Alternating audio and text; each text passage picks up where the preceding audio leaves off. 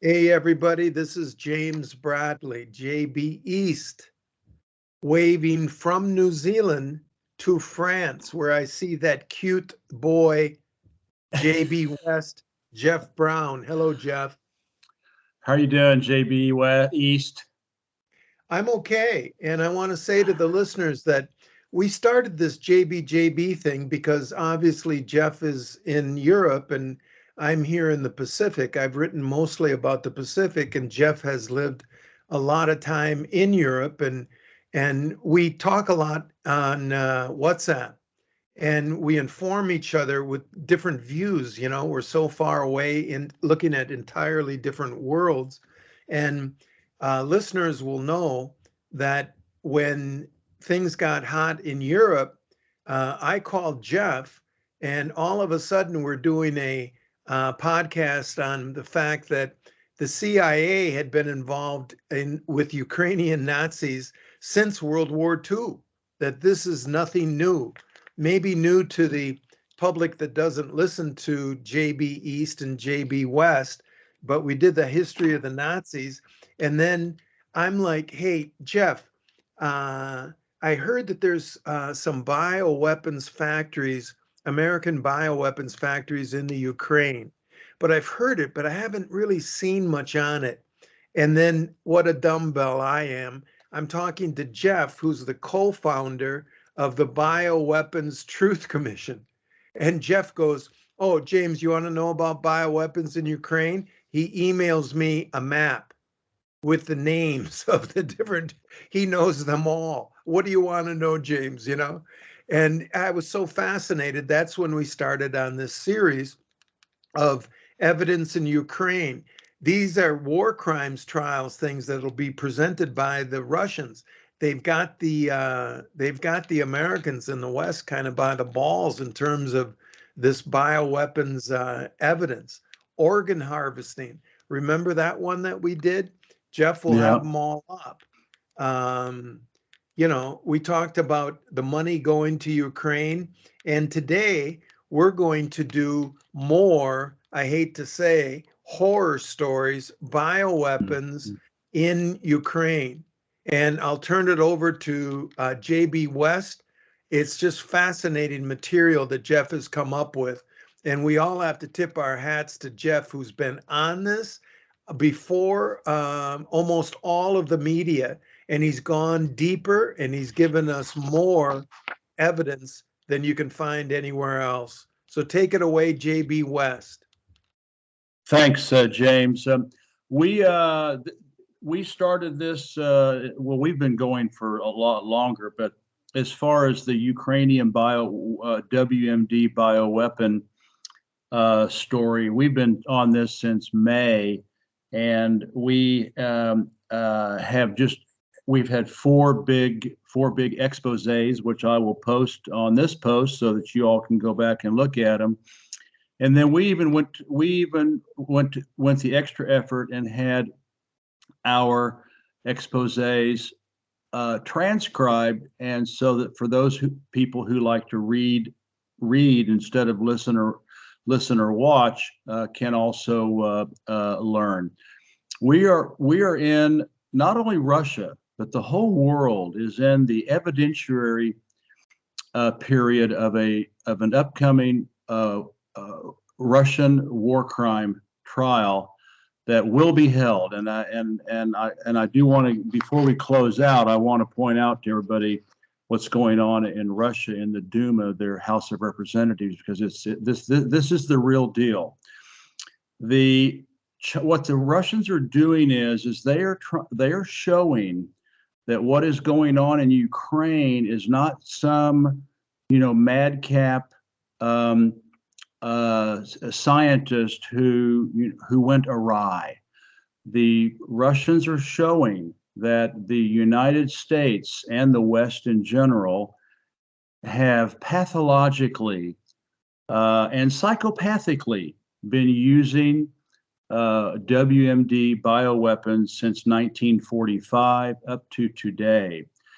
And through all of this evidentiary period, and we have reported on all this in our four previous ones on this subject, They're going back to Shiroishi and the Unit 731 in China, which the United States took Shiroishi, the mad scientist, and his top people back to Fort Detrick to create the largest WMD bioweapon a production center in the world.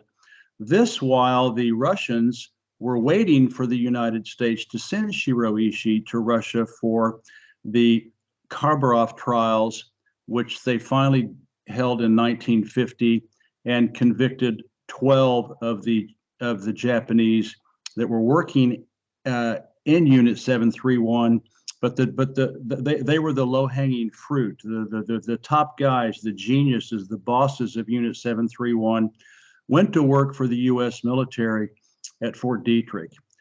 So then the Russians are now going into the Korean War because it's so patently obvious that the United States used bioweapons in Korea with the hopes of exterminating millions and millions of Chinese and North Koreans.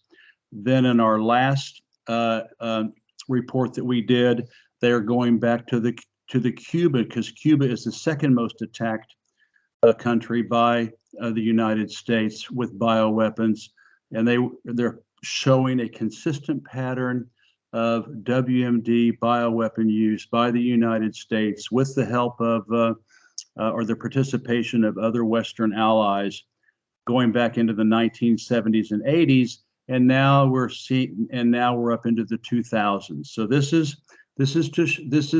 building a huge war crime case, proving that the United States has an established modus operandi, a criminal MO, to use WMD bioweapons around the world with the hopes of genocidally exterminating millions of its enemies. The first, and I like the other reports that we have done, I have the slides from the Russian Ministry of Defense. The green screen video will have these. I have also uploaded the slides visually on our on this article page today, and I also put them together into a PDF file so you can download them for yourself and study them and share them and discuss them with whomever you wish. Slide number 1 is they went through and studied a U.S. report called the CBEP, and stands for Cooperative Biological Enhancement Program. I mean, they're just practically admitting that biological enhancement program. I mean, that's WMD bioweapons, and this is an official U.S. report that came out. All these reports, they end up shooting themselves in the foot and expose themselves. What this report shows is that Ukraine has not shown progress in implementing WHO internal health regulations for the past 5 years. There is no legislation on the control of highly dangerous pathogens. It is impossible for the laboratories to respond effectively to public health emergencies. Gross violations such as unlocked perimeter fencing systems, unlatched windows, broken or inactive access control and alarm systems are common in most of the U.S. WMD bioweapon labs in Ukraine. And as I will point out to you, the deputy director of Russia's House of Representatives they are saying that this was done on purpose. They had no controls in order to allow all of these highly dangerous microbes to be released into the areas where the laboratories are, to create infections, and so that they could study the effects. The United States could study the effects of all of these highly dangerous diseases on the local population. This is supposed to be Cooperative Biological Enhancement Program. which even mentions that the Soros Foundation has contributed to the development of an open and democratic society. Of course, George Soros has invested heavily in WMD bioweapon laboratories in Ukraine through companies like Metabiota and Black & Veatch, which we'll be getting into. This is, this is big money. They have spent $250 million since 2005 up to 2016, which is where this report got to. This, again, the Russians say, quote, "It confirms again the official activities of the Pentagon in Ukraine are just a front for illegal military and biological research." They have also pointed out that incredibly, the U.S. Democratic Party is heavily involved in this with Joe Biden, George Soros, Hillary Clinton, Barack Obama, and the super criminal Hunter Biden, Joe Biden's son. What they found out is they're getting more information is that Metabiota, which gets all of its contracts from the Pentagon, is actually and which Hunter Biden and his cronies have invested heavily into Metabiota. Quote, "The available data suggests that Metabiota is merely a front for internationally dubious purposes and is used by the U.S. political elite to carry out opaque financial activities in various parts of the world." And James and I have already covered this, organ harvesting and bioweapons, but also money laundering, that the Western elites have been using Ukraine as a washing machine to wash billions of dollars of criminally gained money. Slide number 2 shows how Metabiota, and again, they're building a global case. This is not just Ukraine, this is the whole world. And so they went to West Africa, and they talk about in slide number 2, the Ebola epidemic in West Africa, and how Metabiota's employees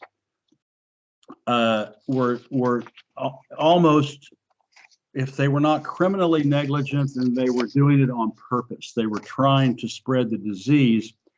A lot of people don't know this, but Ebola is actually a virus that is patented by the U.S. Army. Ebola, I will repeat that one more time. Ebola, one of the most deadly, highly infectious diseases in the history of humankind, is patented by the U.S. Army.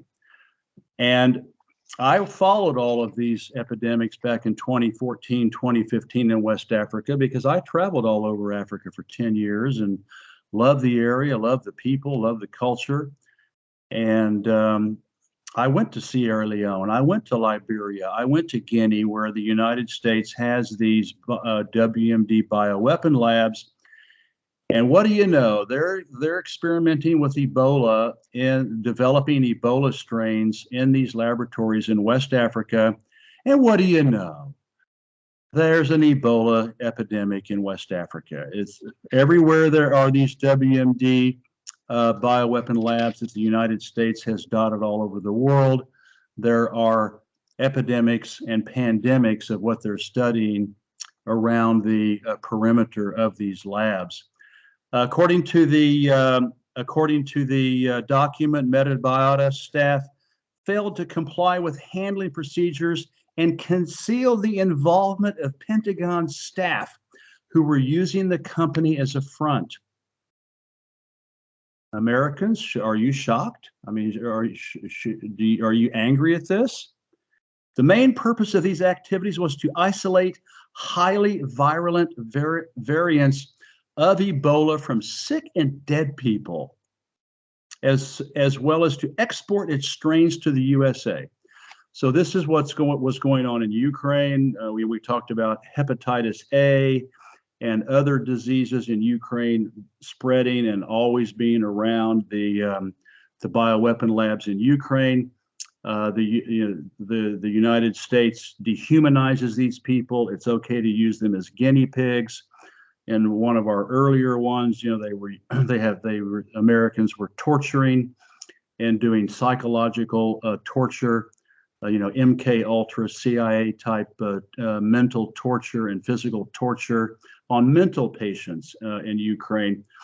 You have to really dehumanize your victims to do things like to do these kind of war crimes. Get a load of this. If Metabiota does cultivate blood cells from patients with confirmed Ebola virus disease in the laboratory, we suggest that such activities be stopped immediately.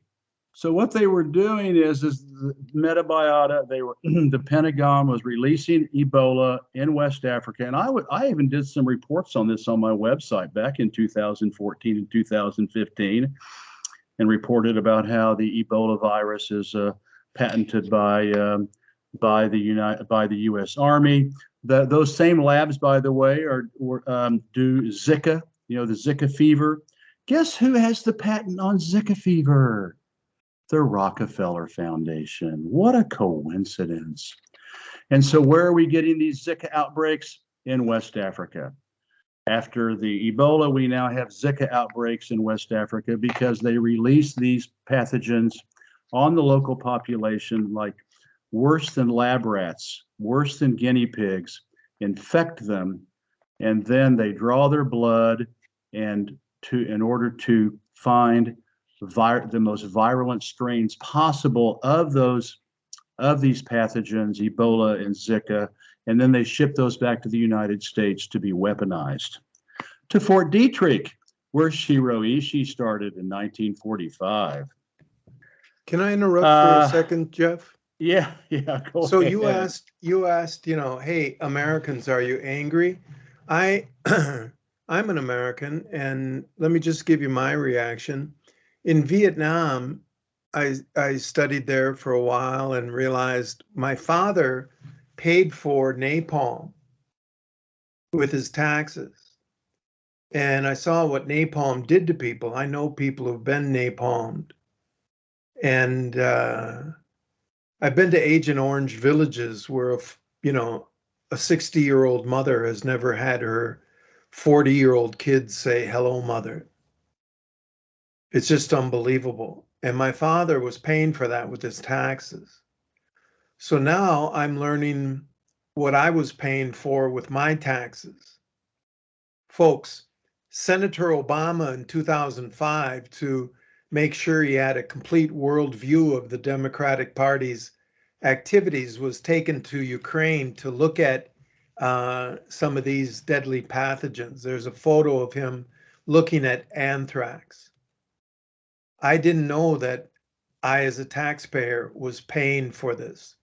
Now that I know, I want to complain about this, and I want everything Jeff is talking about stopped worldwide.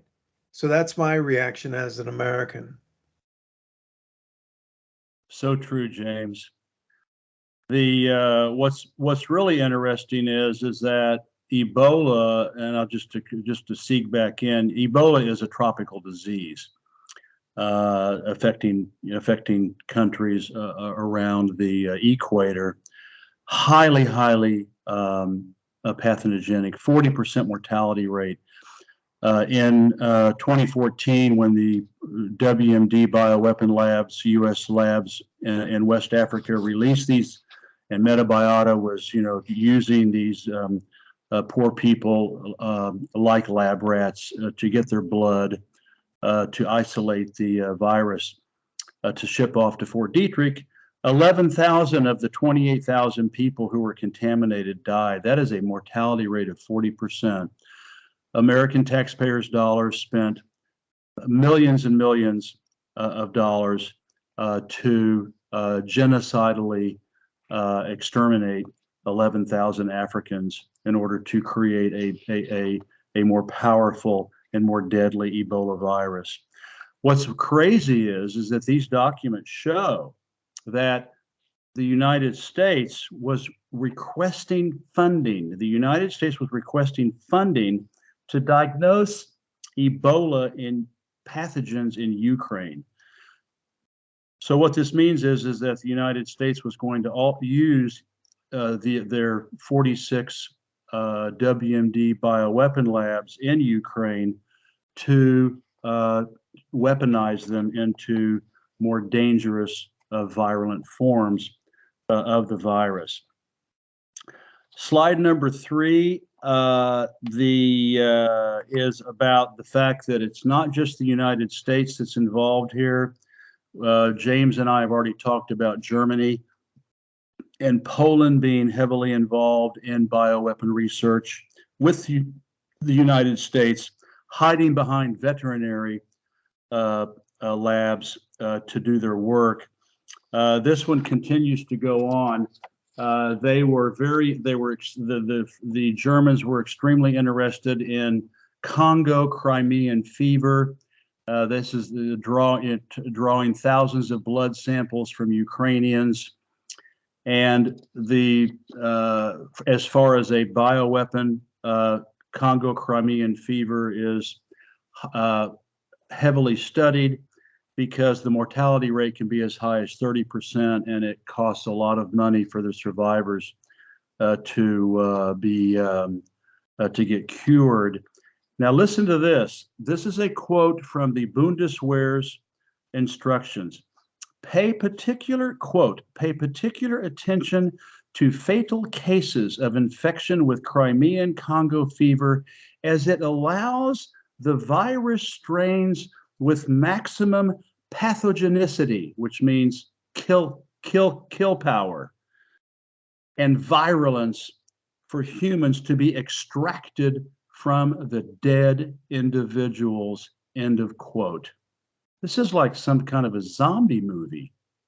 No. This is Germany with the United States in Ukraine infecting Ukrainians like lab rats, just like the poor Africans with Ebola and Zika, so that they can draw blood in order to find the most virulent strains possible, to then weaponize them back in Fort Detrick in the United States to begin the cycle again. They love tick-borne. By the way, the Congo Crimean fever is a tick-borne infection. Those of us like James and me who grew up in Wisconsin and Oklahoma and went hunting and fishing know all about ticks. And because ticks carry all kinds of diseases that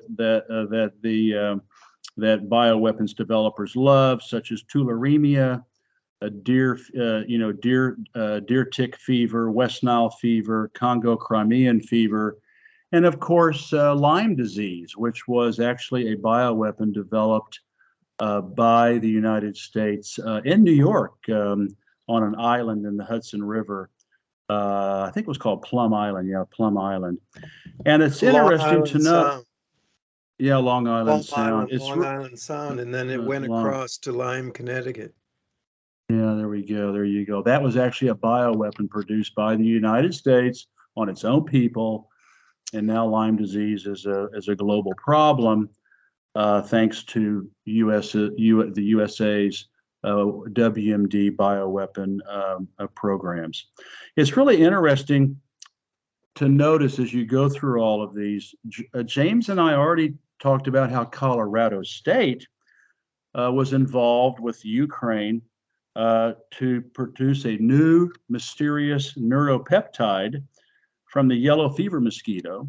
And we talked about how dangerous neuropeptides can be.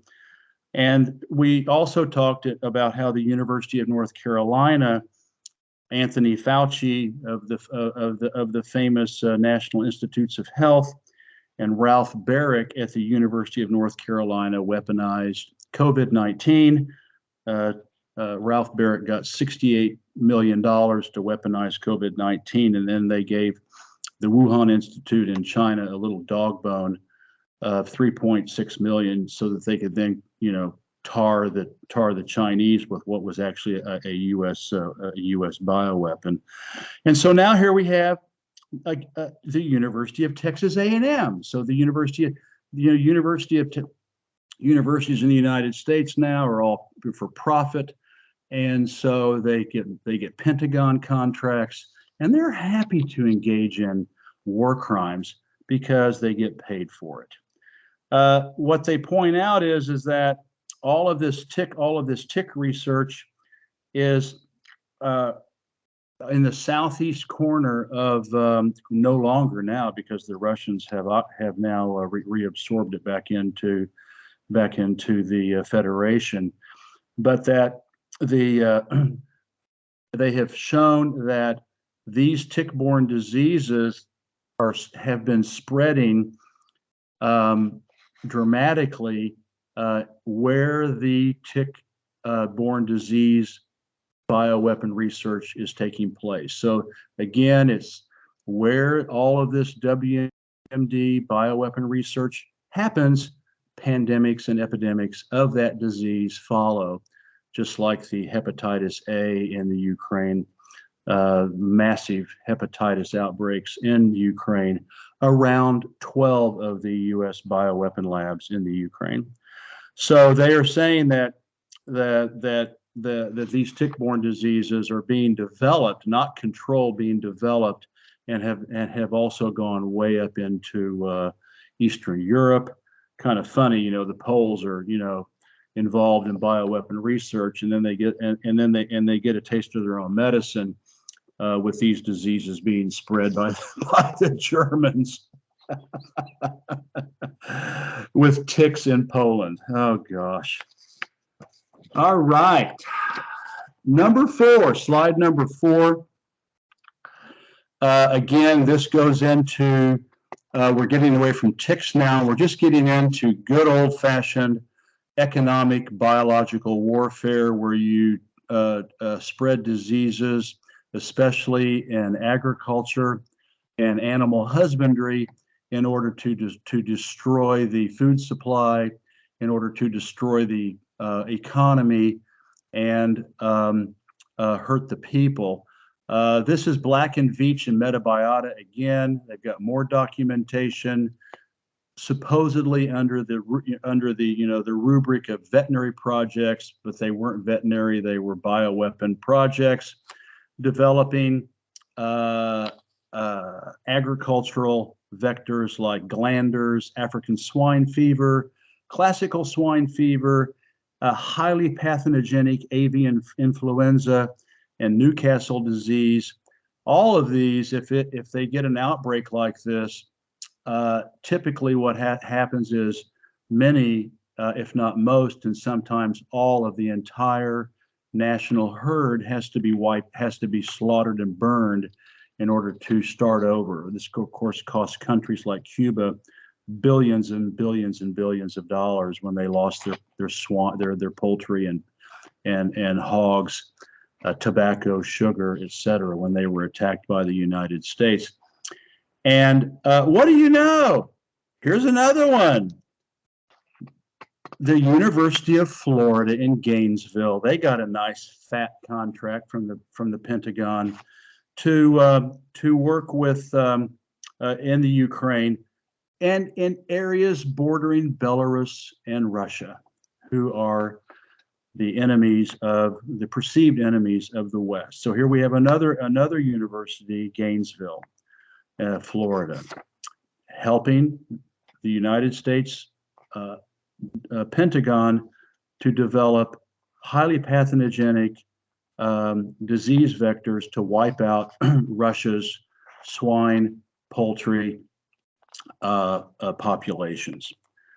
But it's, again, you always get this blowback.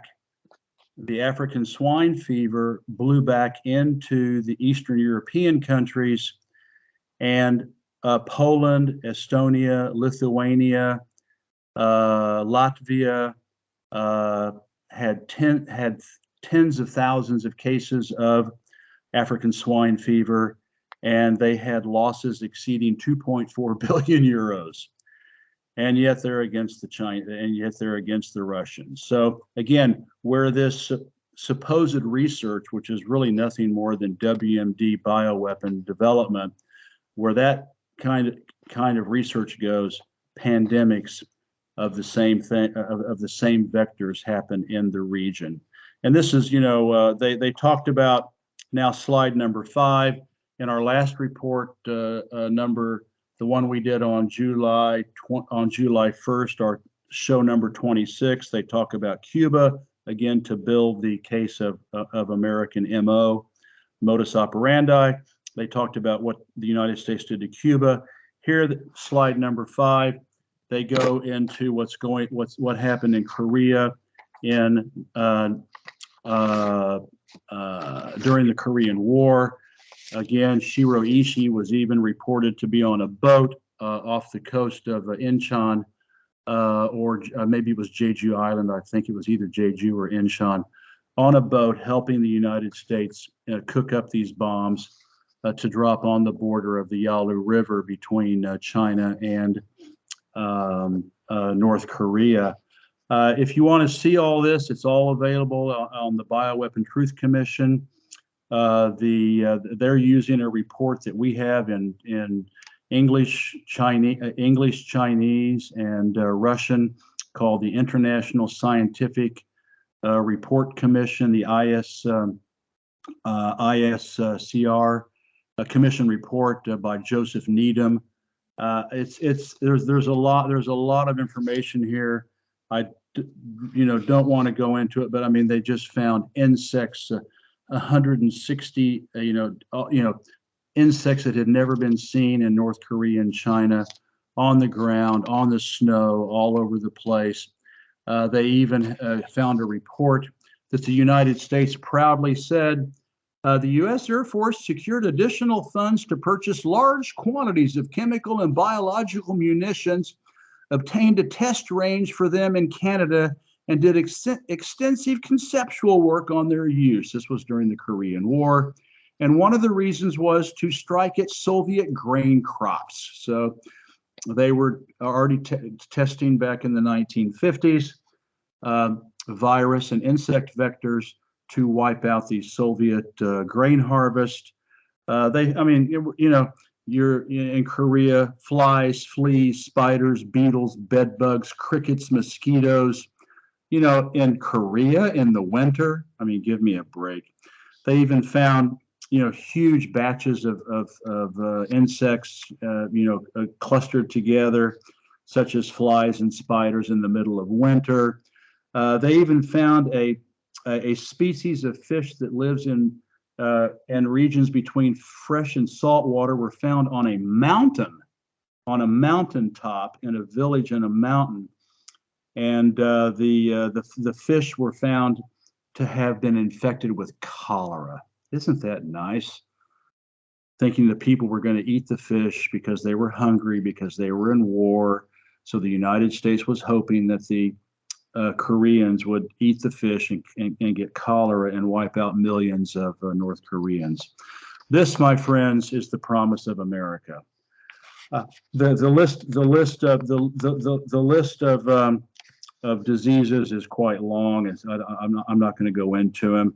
Anyway, bioweapon, www.bioweapontruth.com, and then look at, there's a whole section on Ukraine. I've got all these documents and more there. And I've also got the International Science Commission report from 1952 that shows all of this. Shocking. Well, I'm not shocked because I've been studying this for years, but for most people, it's shocking. But for all of us, it should be revolting and fill us all full of anger and hopefully, talk about it and try to put a stop to this madness that's been going on since World War II.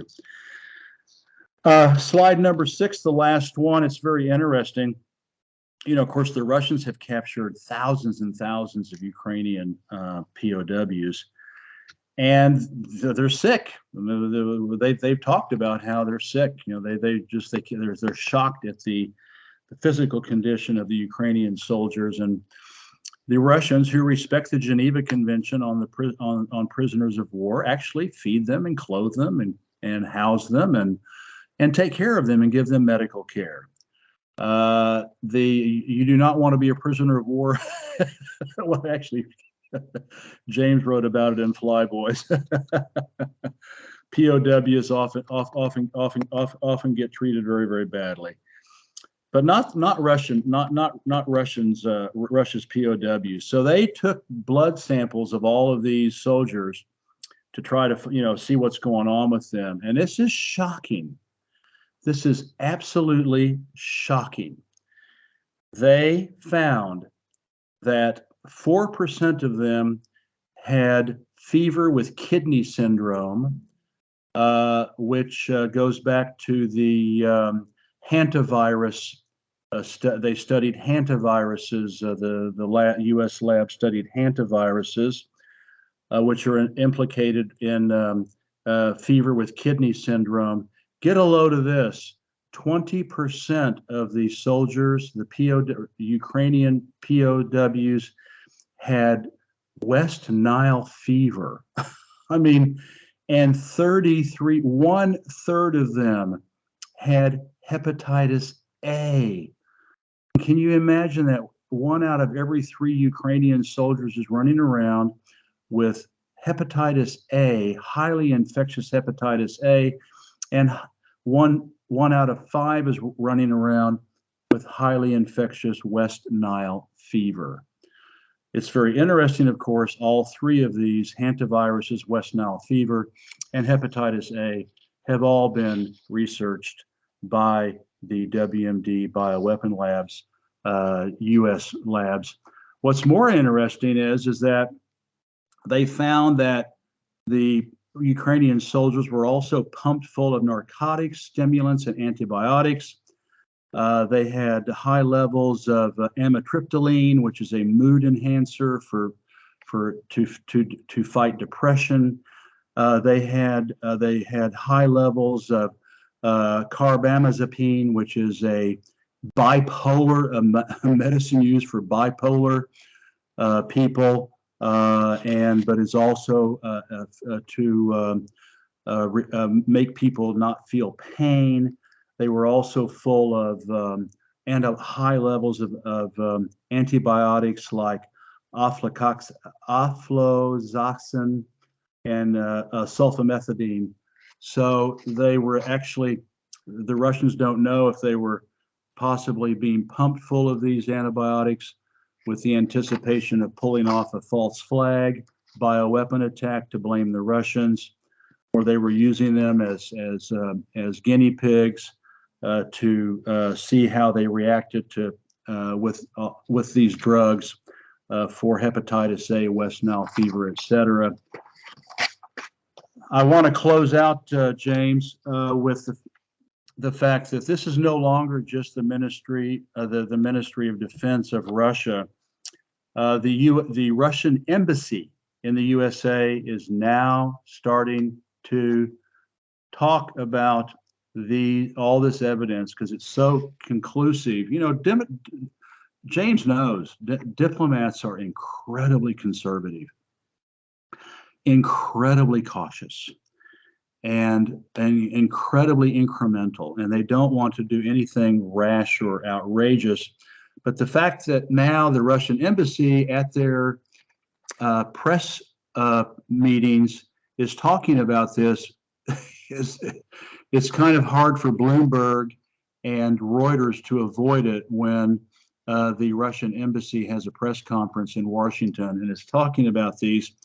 And they recently had comments, again, talking about a lot of this, how the United States was trying to destroy Russia's the Soviet grain crops, and they're starting to pick up on the Russian MOD evidence and taking it to the next level, which is mass media. They talked about how the vectors for African swine fever. This is now in the lexicon of Russian diplomacy, and it's again, how long can Reuters and Agence France Presse and other news agencies, AP and others, avoid this. How long they can go along with this, I don't know. I will close out by telling you that the deputy chairman of the Russian State Duma, which is the lower house, the House of Representatives for the U.S. people, or the Parliament for English people, that she's the deputy chairman. I mean, she's like the number 2 person for the entire lower house. They have actually set up an ongoing Russian parliamentary investigation into U.S. biological malfeasance in Ukraine. She has been quoted as saying, and again, this goes back to what I was telling you about how they were leaving the windows and the doors open on these labs in order to infect the people, to test their new weaponized versions of all these vectors to see what would happen. And the deputy chairman, Irina Yarovaya, said that she said on July 7th that there will be a final report from the Russian Ministry of Defense in the autumn. So that's 2 or 3 months away. Here's what she said. Most likely, those who created these laboratories were interested in ensuring that these laboratories were not adequately protected, not only in corruption, but also in order to carry out a live experiment in this way to monitor what the reaction from the population would be, what the mortality rate would be, what the consequences would be. And so this goes all back to the fact that there were 12 major outbreaks of hepatitis A in Ukraine, and they all happened right around 12 U.S. WMD bioweapon laboratories. So this is going international. And what's going to end up happening is that, I mean, this is worse. I mean, I don't know what James thinks, but I mean, to me, this is at least as bad as what happened in Nazi Germany. And I think it's even worse because of the implication is you can only kill so many people in concentration camps, but bioweapons can kill tens, hundreds of millions, even billions of people. And this is what the United States is trying to do. And so another quote from we are planning to organize an international tribunal on the Republic's territory, said Denis Pushilin, the leader of a Russian-controlled territory in the Donetsk region. These trials would serve, listen to this, these trials would serve as a lesson for everyone who forgot the lessons of Nuremberg. So, my friends, what's going to happen is Russia is going to present all of this information, not only with the U.S., not only with their embassy, to Reuters and Bloomberg at their press conferences at the embassies around the world, but they are also going to present this to the United Nations Security Council. I'm sure every one of the 192 members of the United Nations offices in New York will receive copies of it.